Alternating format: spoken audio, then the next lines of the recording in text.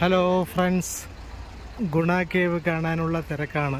Christmas അവധി, full block, full fog, അടിപൊളി set എന്ന് പറഞ്ഞാൽ സെറ്റ്. ഇപ്പോൾ 1 മണിക്കൂർ ആകുമ്പോഴാണ് അവിടെ എത്തി നമ്മൾ. ഇത് പിടിക്കുമോ?